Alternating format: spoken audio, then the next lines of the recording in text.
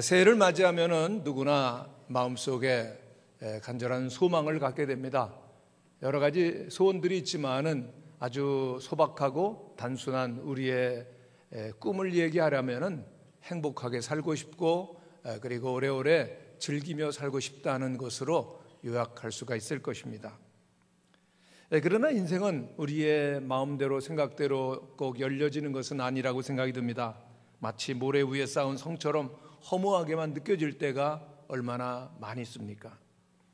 사람들은 물질이 많으면 지식과 명예와 권력이 있으면 행복할 것이라는 생각을 가지고 열심히 공부하고 노력하고 분주하게 이른 새벽부터 늦게까지 일하고 사업하고 때로는 거기에 목숨을 걸기까지 합니다. 그러나 정말 우리들이 노래하는 것처럼 저 푸른 위에 그림 같은 집을 짓고 멋대로 즐기고 살면은 만족합니까? 우리 주변에서 부와 명예를 다 가지고 또 모든 것을 다 소유했기에 부러움을 받으면서도 스스로 생을 포기하는 사람들을 많이 볼 수가 있습니다. 그 어떤 인생도 소유의 만족으로는 행복할 수가 없기 때문이라는 것을 보여줍니다. 우리는 인생의 행복이라고 하는 것은 궁극적으로 존재론적인 만족에서 생기는 것을 잊지 말아야 될 것입니다. 우리 인생의 불행이 어디서 왔죠? 하나님께 죄를 범함으로 말미암아 하나님을 멀리 떠남으로 말미암아 생겼기 때문에 하나님을 떠나서 세상적인 것으로 만족하려고 하면은 결코 안 되는 것입니다. 우리는 다시 한번 우리의 모든 죄와 저주를 담당하신 예수 그리스도의 십자가 앞으로 나가야 됩니다. 그래서 주님을 통해서 우리의 길과 진리와 생명이신 예수님을 통해서 천국의 백성이라고 하는 정체성을 새롭게 할 때만 진정한 행복이 우리 주님으로부터 하늘로부터 임하게 되는 것입니다. 그렇습니다. 내 정체성이 어디에 있는지 내가 누구인지를 알 때 진정한 신분의 그 확인이 있을 때만 참된 행복을 알게 되는 것입니다. 그래서 우리의 삶이 새롭게 변화되기를 원한다면 또다시 우리는 예수 그리스도 십자가에 못 박히신 갈보리 그 현장으로 가야 되는 것이죠. 성경 전체가 주는 메시지는 바로 이 십자가 예수 그리스도입니다. 성경 곳곳에 예수님의 십자가 그 구원의 그 진리를 예표하는 사건들이 많이 있는데 그 구약에서도 참 많이 있습니다. 오늘 우리들이 함께 봉독한 이 무리바의 사건, 이 하나님과 다투었던 이 무리바 사건이 바로 예수님의 십자가를 또한 우리에게 보여주는 한 예표가 됩니다. 이 사건은 르비딤에서 일어났는데요. 르비딤이라고 하는 그 이름은 쉼의 자리 그리고 원기 회복이라고 하는 뜻을 가지고 있습니다. 우리에게 이 르비딤의 축복과 회복이 얼마나 소중한지 모릅니다. 말로만이 아니라 실제 우리의 삶 가운데서 주님을 만나고 주님께서 주시는 쉼 그리고 회복이 꼭 있게 되시기를 간절히 바랍니다. 오늘 본문에 보면 이스라엘 백성들이 광야에서 계속해서 행진을 해가죠. 근데 광야라고 하는 것은 정말 삭막하고 그 물을 구할 수가 없고 먹을 것을 찾을 수가 없고 살기 어려운 그러한 황량한 벌판입니다. 그러나 이스라엘 백성들은 그렇게 꼭 고독하게 힘들게만 광야를 행진했던 것은 아닙니다. 왜냐하면 하나님이 저들과 함께 계셨기 때문이죠. 하나님은 저들에게 불기둥 구름기둥으로 영광의 임재가 함께 하신 것을 보여주셨죠. 그 불기둥은 저녁 광야의 그 차가운 냉기를 저들로부터 막아주었고 그리고 또한 그 낮의 구름기둥은 낮에 태양의 그 뜨거운 열기를 가로막아주기도 했습니다. 하나님께서는 먹을 것이 떨어지지 아니하도록 새벽마다 항상 만나를 허락해 주셨습니다. 광야 삭막한 황량한 벌판이었지만은 하나님께서 함께 계셨기 때문에 저들이 어떤 어려움과 문제가 있다 할지라도 하나님을 의지하고 하나님께 상의드리면은 하나님께서는 풀어주시고 해결하시는 것을 경험하는 그런 광야였던 것입니다.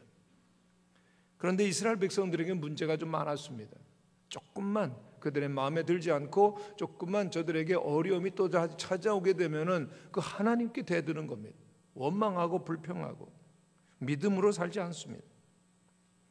그 장면 대표적인 모습이 오늘 17장 1절에 나옵니다.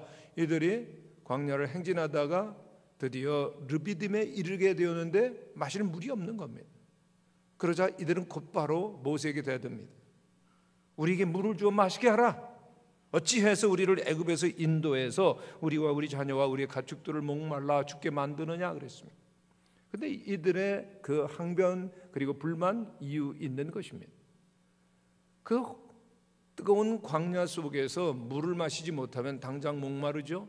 그리고 또한 자녀들이 물을 달라고 보채죠. 가축들은 기진할 때 물을 주지 않으면 곧 말라 죽을 것 같은 그러한 상태 속에 있습니다. 그래서 불평하고 원망하는 것입니다. 그러나 그들은 그 모든 문제를 하나님께 말씀드리면 하나님께서 하나하나 해결해 가실 텐데 하나님은 생각지 아니하고 다급한 상황 그리고 어려움만 저들은 보기 때문에 불만하고 원망하는 것입니다. 이들이 원망하는 문제를 보면은 아주 내용을 압축할 때 단순해지죠. 저들의 생존의 문제입니다. 먹고 마시는 문제, 그들과 그들 자녀들 그리고 가축들이 목말라 죽겠다 살려내라고 하는 것입니다. 그들의 마음은 온전히 그들의 그 자녀와 그리고 또한 가축 그들의 생존에 있었던 것이죠. 그것은 어쩌보면 당연한 문제이지만은 그러나 중요한 것은 하나님과 그리고 또한 생존의 문제 가운데 무엇이 더 우선하느냐라고 하는 것이죠. 이들이 많은 자녀들이 있었고 가축이 있었지만은 여러분 그 모든 가축 그리고 또한 자녀들 누가 주신 것입니까? 하나님 주신 거였죠. 그런데 그 모든 것들을 허락하시고 그들을 구원하시고 인도하시고 함께 하시는 하나님은 저들은 별 관심이 없고 그들이 소유한 것 하나님 주신 것에만 모든 것이 관심이 있었기 때문에 불평 원망하고 있는 것입니다. 오늘 우리에게 무엇이 소중합니까? 20년 20일을 감옥에서 생활했었던 신영복 씨가 감옥으로부터의 사색이라고 하는 책을 냈습니다. 많은 분들이 이 책을 읽고 또한 그 감옥에서의 처절함보다는 담담하게 그의 심경을 써나간 이 책을 보고 많이 감동을 받았죠. 감옥은 우리가 살고 있는 세상과는 참 별다른 세상입니다. 아주 특이한 경험들이 많고 아주 특수한 용어들이 있는데 그 가운데 신영복 씨는 그런 일을 소개를 하고 있습니다.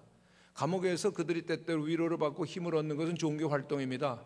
개신교, 가톨릭, 불교에서 때때로 나름대로의 종교 활동을 하는데 많은 분들이 갑니다. 종교 활동만 하는 것이 아니라 음식도 가져오고 그리고 또한 위로도 받고 힘을 얻게 되는 거죠. 근데 신영복 씨도 신앙인이 아닙니다, 이분은. 그런데 종교 활동에 참여를 해서 개신교 예배에도 가끔 가는데 신앙이 없는 분이 이렇게 갈 때는 이분들은 그냥 그 모임 속에서 뭔가를 바라고 가는 것이죠.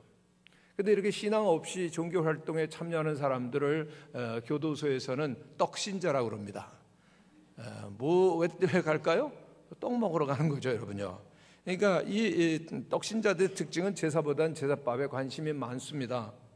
그런데 한 가지 재밌고 확실한 것은 이 종교 모임에 온 떡신자들은 서로를 보면 딱 안다는 거예요. 저기 떡신자인데 너도 떡신자? 나 떡신자. 서로 모르는 사이지만 딱 눈이 마주치면 자기도 모르게 웃고 그리고 또한 좀 머쓱하긴 하지만 그래도 잘 왔다 서로 격려하고 그리고 미소까지 교환을 한다는 겁니다. 떡신자, 우리 가운데도 떡신자가 있는가요? 참신자도 있고 떡신자도 있을 수 있는 거죠. 하나님께서 우리에게 주시는 그 소유 그리고 또한 생계 문제에만 완전히 초점이 가 있게 되어지면 우리는 자연히 하나님을 우리는 관심 밖으로 두는 것입니다. 왜 이들이 지금 모세를 하나님을 원망하고 불만하고 있습니까? 하나님께서는 모세를 통하여서 너희들이 하나님이 너희들 가운데 있는지 없는지 하나님 뭘 하는지 시험했다라고 그렇게 말씀하셨습니다. 이들이 모세를 원망하고 따지지만 결국은 하나님께 대한 신앙이 사라졌고 신뢰가 없어졌고 의심 속에 있었다라고 하는 것이죠. 지금까지 함께 해주셨고 지금까지 모든 것들을 공급하시고 인도해 주신 그 하나님을 신뢰했다면 저들은 당연히 잠잠히 하나님 또 무슨 일을 행하시지, 하나님 참 신실하시지 기다리고 기도하고 응답을 받았을 것입니다. 그런데 그들은 그렇지 못합니다. 믿음 없어졌어요. 신뢰 사라졌습니다. 당장 그 앞에 문제가 생기니까 다급하게 물을 마실 수 없는 상황이 되니까 저들은 하나님 봐, 계시긴 어디 계셔? 지금까지 해주신 게 뭐야?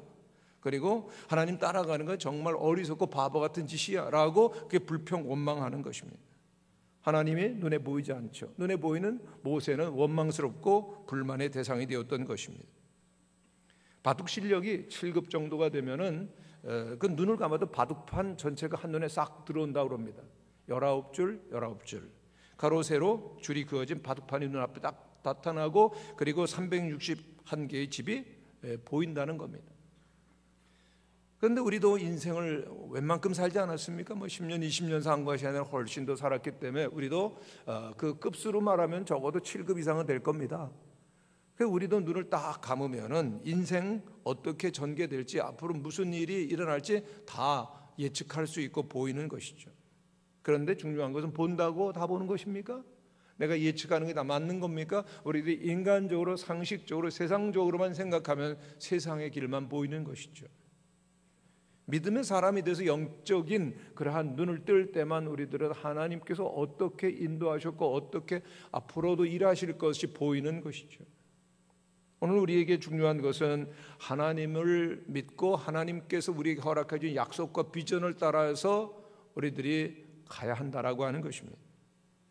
그럴 때 우리들은 늘 믿음의 눈으로 주님을 보면서 어떤 상황 속에도 감사하고 찬양하고 주님의 인도를 따라서 살아가는 것입니다. 아니면 늘 불만해요. 늘 불평해요. 그리고 우리의 인생을 그 값진 삶을 낭비하게 된다는 것입니다. 그런데 오늘 이스라엘의 불평 원망 가운데 정말 질이 안 좋은 것이 있습니다. 근본적인 문제는 저들이 그 애굽에서 나온 것 자체를 출애굽 자체를 별로 달가워하지 않았다라고 하는 그 문제를 보게 되어집니다. 이스라엘 백성들의 마음과 의식 속에 깊이 깔려 있었던 것은 왜 우리가 광야에 나와서 이 고생을 사사하느냐라고 하는 생각이 짙게 깔려 있었다는 겁니다. 야, 우리가 노예였지만은 애굽에서 우리가 굶주려 죽었냐? 우리들이 부족한 것이 있었냐? 그런 생각이 딱 그들에게 들 때 저들은 그 출애굽의 여정이 그렇게 감사하거나 그렇게 만족스러운 것이 아니었습니다. 야, 우리가 잘못했구나. 그런데 하나님께는 저들을 위해서 얼마나 큰 일을 해주셨습니까? 저들이 애굽에서의 그 노예 생활이 너무나 힘들어서 하나님 앞에 구해달라고 부르짖었고 그리고 하나님은 응답하셔서 모세를 보내주셨고 하나님께서는 10가지 재앙으로 그 제국을 심판하셨습니다. 그리고 또한 그들이 출애굽할 때 가로막고 있었던 홍해를 육지와 같이 건너게 하시고 추격하던 모든 애굽의 군사들은 물에 수장되는 것 분명히 보았습니다.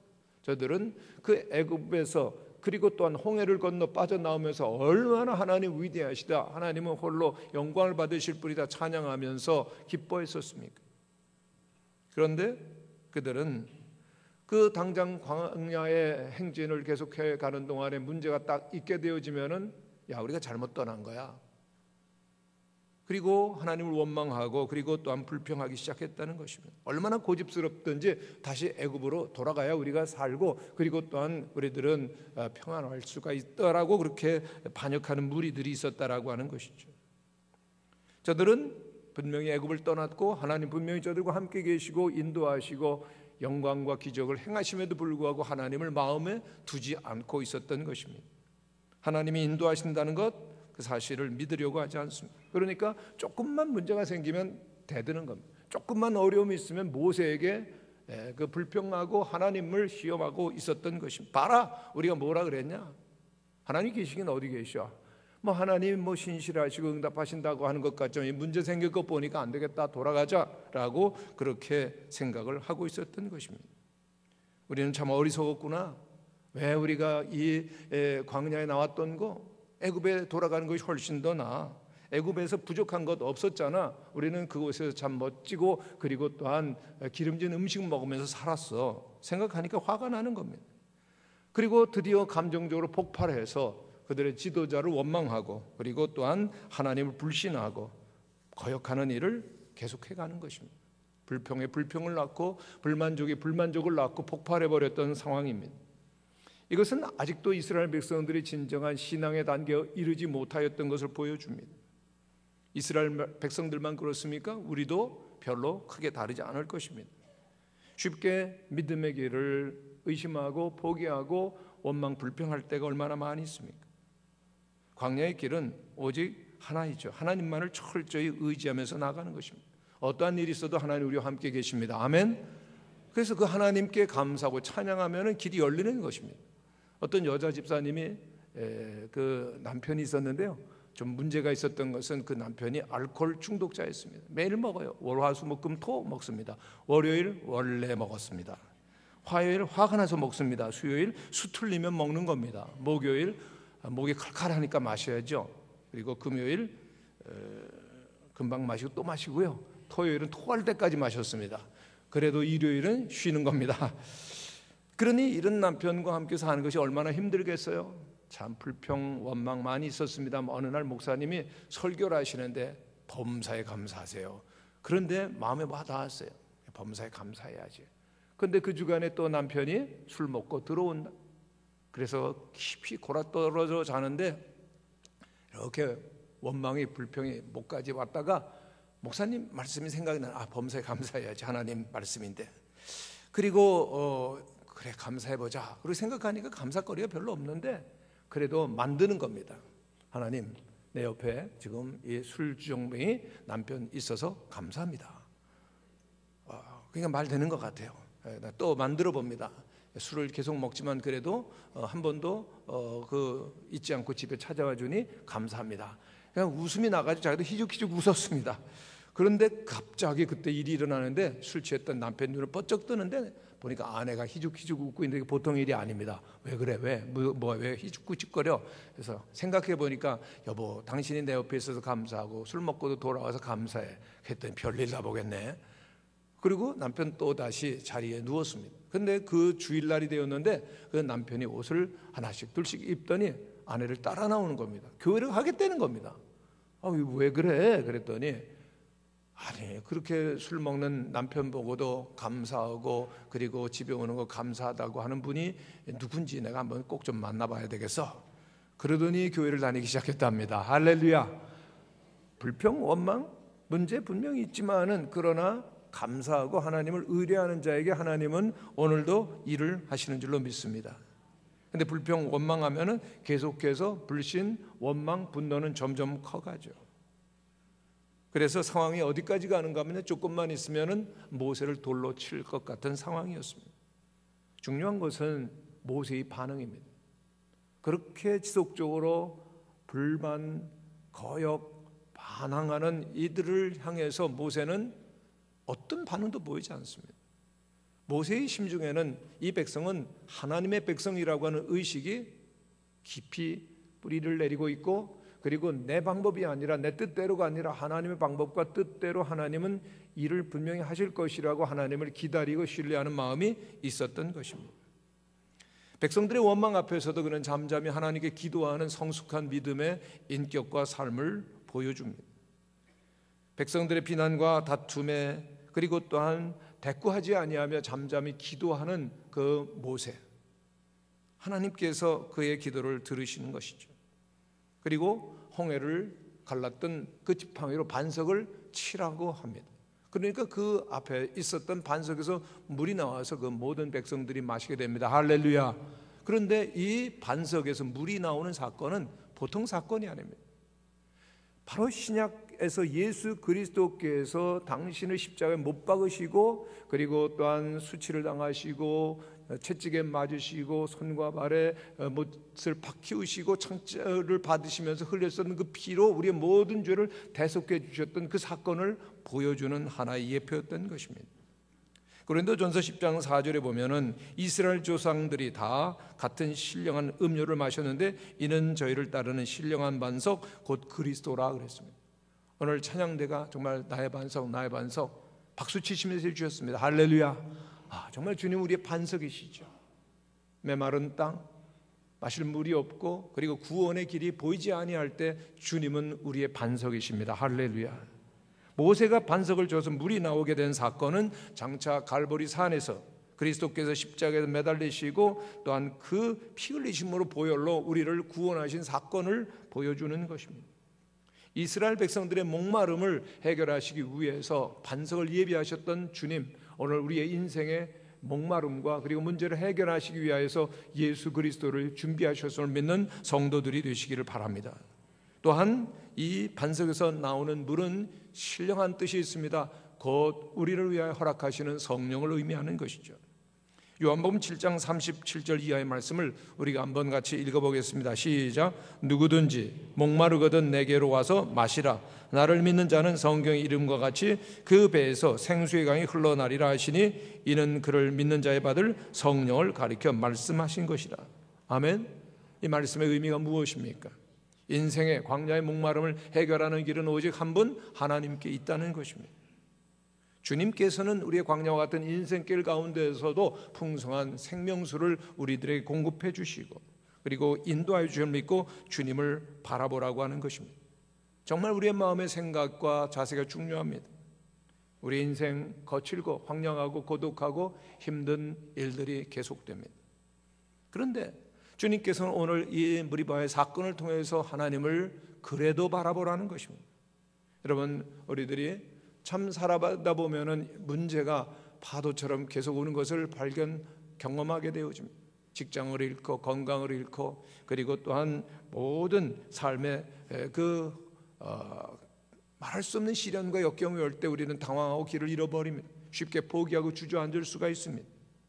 그런데 주님께서는 안 된다. 낙심하지 말고 포기하지 말고 새롭게 우리를 위해서 일하시는 하나님을 기대하고 바라보라고 말씀하시는 것이죠. 그렇습니다. 우리는 매일매일 주님을 의지해야 됩니다. 왜냐하면 매 순간순간 우리에겐 고난과 문제가 닥쳐오기 때문입니다. 늘 주님을 의지하는 자, 아무리 낙심되고 힘들고 어려운 일이 있더라도 주님을 의지하는 성도들이 되시기를 바랍니다.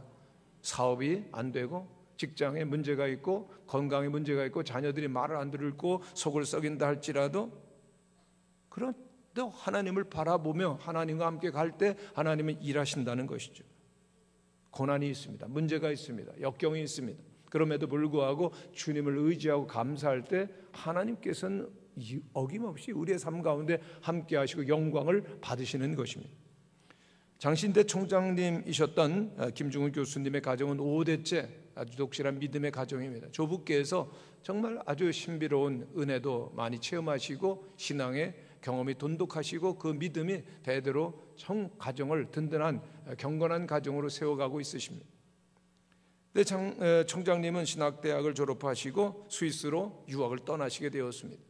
그런데 떠나려고 하니까 참 막막하기만 합니다. 왜냐하면은 독일어, 히라보, 헬라어 이런 것들 하셨지만 히브리어 하셨지만은 이걸로 공부가 될까? 그리고 또한 수중에 돈은 별로 없었고 또 실력도 잘 준비되지 않은 것 같아서 불안하기만 합니다. 자신감이 없으셨습니다.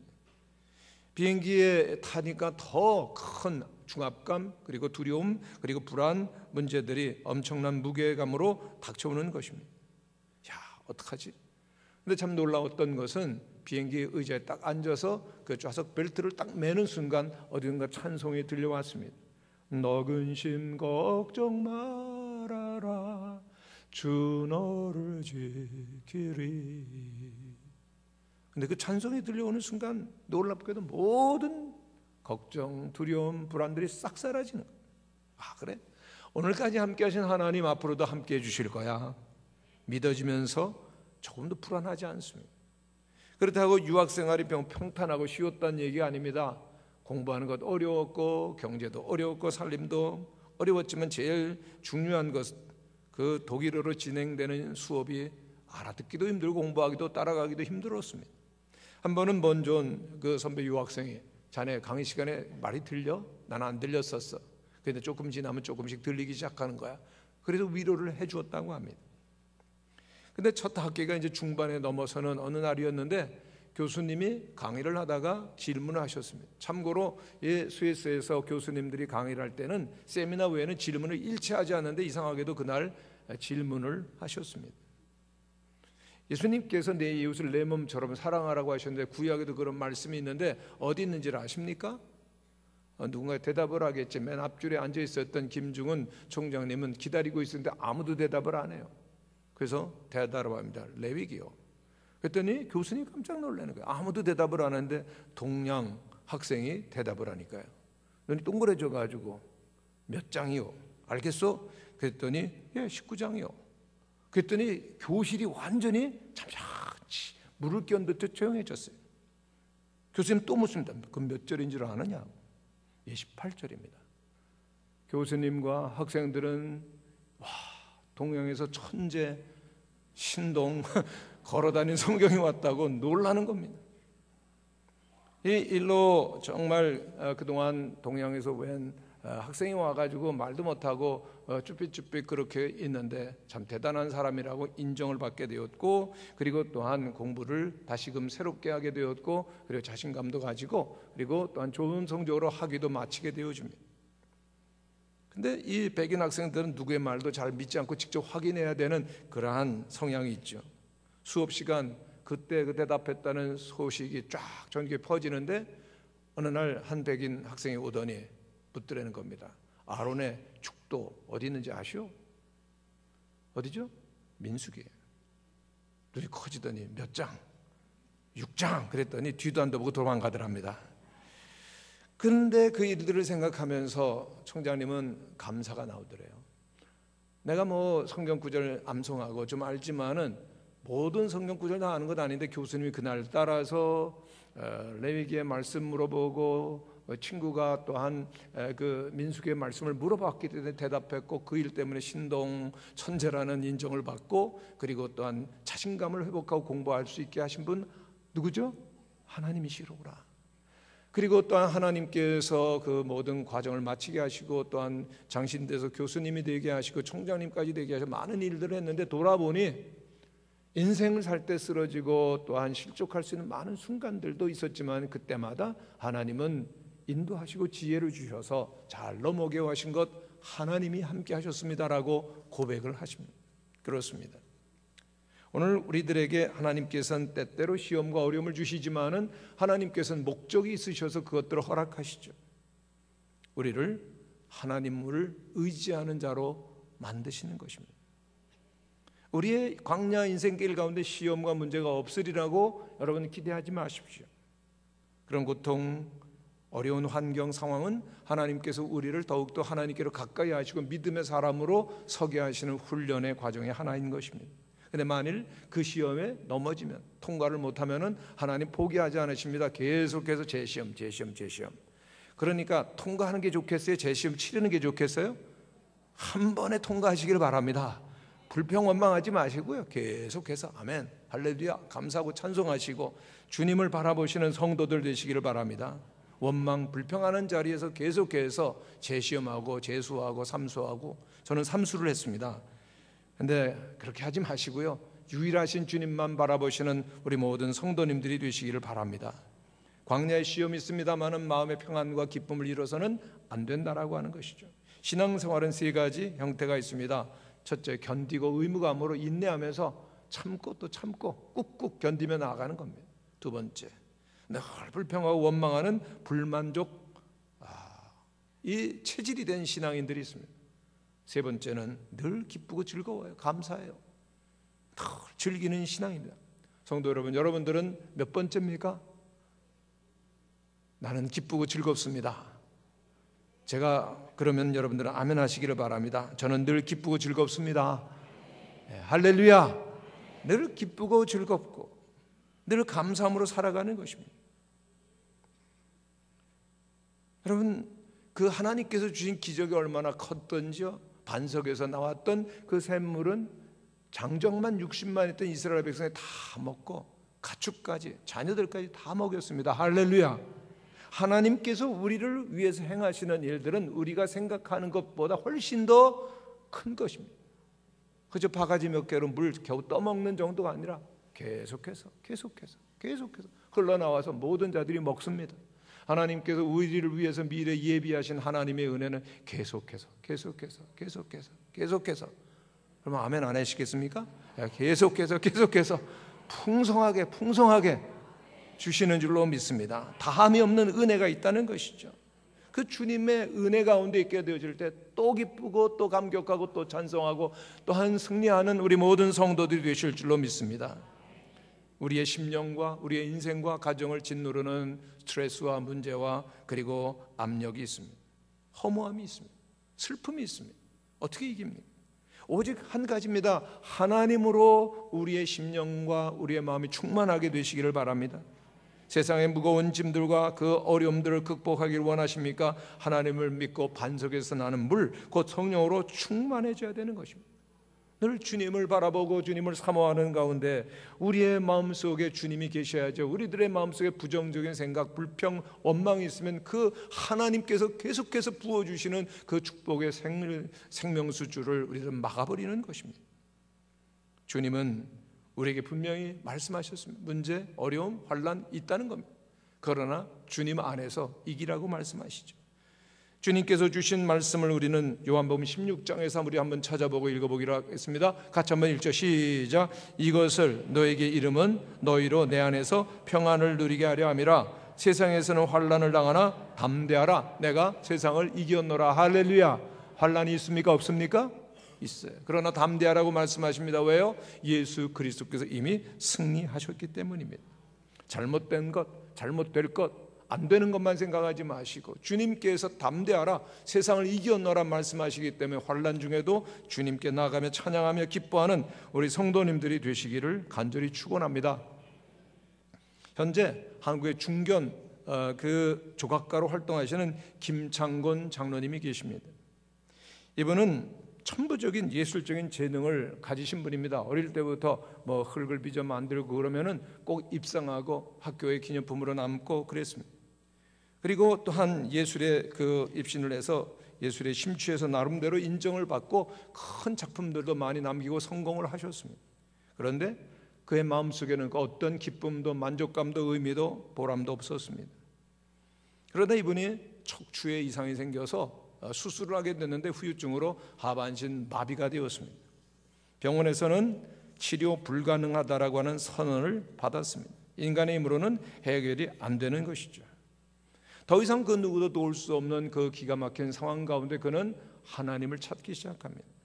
기도원에 들어갑니다. 간절히 기도하는 가운데 하나님께서 자신을 보게 하셨습니다. 자신의 모든 과거의 죄 그리고 현재 자신의 벌거벗은 모습을 보면서 눈물로 하나님 앞에 깊이 회개합니다. 그런데 기적적으로 그는 그 병에서 낫게 됩니다. 할렐루야. 하나님은 살아계셨죠. 하나님은 그에게 찾아와 주셨죠. 그 이후로 이번은 완전히 변화되었습니다. 그리고 세상의 모든 일들은 지극히 허무하고 무의미하지만은 하나님을 의지하며 사는 것이 진정한 보람이요 기쁨이라는 것을 생각하면서 그는 새롭게 작품 활동에 들어갑니다. 예술가들의 그 작품 활동을 보면 그들의 영혼의 세계가 나타납니다. 불안하고 그리고 또한 방황하고 혼돈할 때 그 모든 색채들은 어둡고 그리고 또한 혼돈이 그 작품 속에서 나타납니다. 그러나 환희와 기쁨을 아는 자에게 그 작품 속에는 환한 빛이 있고 또한 즐거움과 환희가 나타나는 것이죠. 이분은 조각가입니다. 큰 그 조각을 만들 때마다 그는 예배하며 찬송하며 하나님께 영광을 돌리고 싶었습니다. 그래서 그의 조각에 나타나는 세 가지 큰 기둥이 늘 있습니다. 근데 그 기둥은 뭘까요? 하나님이죠. 성부, 성자, 성령, 삼위일체 하나님. 그 하나님을 생각하면서 예배하는 마음으로 그 아름다운 조각들을 만들어 가시는 것이죠. 그 어려웠었던 체험, 신앙 고백은 장로님을 거듭나게 하시고 새로운 삶을 살게 만드셨던 것입니다.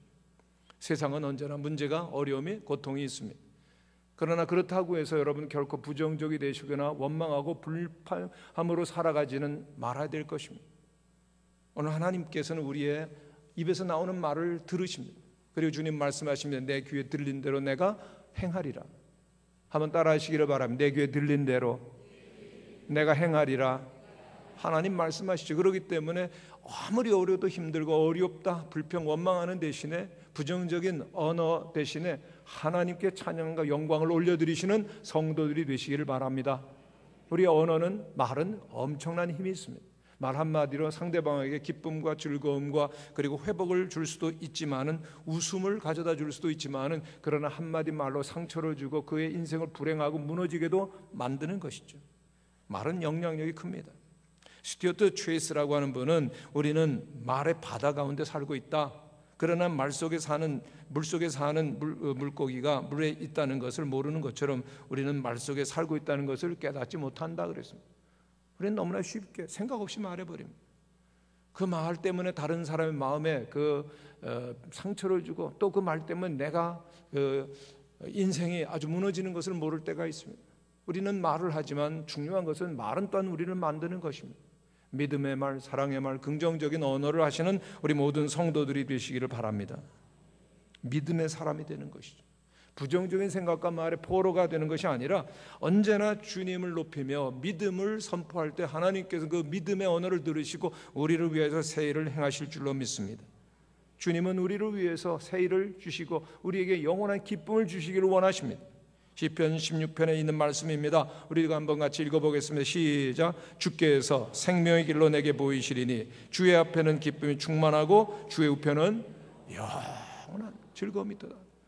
이 영원한은 그대로 읽어서는 안 됩니다. 영원한, 세상에 있는 모든 것들이 덧없이 지나가지만 주님을 바라보고 찬양하는 자에게 영원한 계속되는 풍성한 기쁨이 오게 될 줄로 믿습니다. 우리는 그럼에도 광야를 통과해야 됩니다. 여전히 우리의 눈을 들면은 메마른 곳, 황량한 곳, 고독한 곳, 어려움들이 있지요. 삭막합니다. 그러나 이 땅을 통과하기 위해서는 우리는 물을 얻어야 됩니다. 물을 얻을 수 없는 것은, 물을 얻을 수 있는 것은 오직 한 분 하나님을 우리들이 찾아갈 때 가능한 것입니다. 시편 63편의 다윗의 기도를 우리 한번 같이 읽어보겠습니다. 시작. 하나님이여 주는 나의 하나님이시라. 내가 간절히 주를 찾되 물이 없어 마르고 곤핍한 땅에서 내 영혼이 주를 갈망하며 내 육체가 주를 앙모하나이다. 왜 이토록 주님을 찾습니까? 그는 왕으로 기름 부음 받지만 늘 사울에게 쫓겨다니고 생명의 위기를 경험했습니다. 하나님이 도와주시지 않으면 그는 구원받을 수 없음을 압니다. 그러므로 늘 주님을 앙모하는 것이죠. 주님을 찾는 것이죠. 하나님이 계시지 않으면 삭막한 위험한 광야입니다. 그러나 주님이 계시면 언제나 흘러넘치는 샘물이 반석에서부터 나오는 것입니다. 그래서 우리 그리스도인들은 더 이상 환경을 탓하지 않습니다. 상황에 따라 사는 사람들이 아닙니다. 상황과 그리고 환경을 초월해서 일하시는, 살아계시는 하나님의 손길을 따라 오늘도 살아가는 것입니다. 환경 중심, 상황 중심이 아니라 하나님 중심으로 살아가는 우리 모든 성도들이 되시기를 축원합니다. 새해를 맞이했습니다. 우리에게 필요한 기도가 있습니다. 하나님, 우리의 영의 눈을 들어 주님을 보게 하여 주옵소서. 영의 눈을 뜨게 하여 주시옵소서. 상황과 그리고 또한 형편을 보면서 불평하고 원망하고 주저앉지 않게 하시고 믿음의 눈을 들어 함께 하시는 주님과 함께 일어나 우리의 믿음의 여정을 걸어가게 하여 주시옵소서. 사랑하는 우리의 후손들과 다음 세대들과 가족들에게 그리고 또한 모든 성도들에게 하나님은 살아계시고 그리고 위대한 일을 이루어 가시는 나의 하나님이심을 선포하는 우리 모든 성도들이 되시기를 간절히 축원합니다.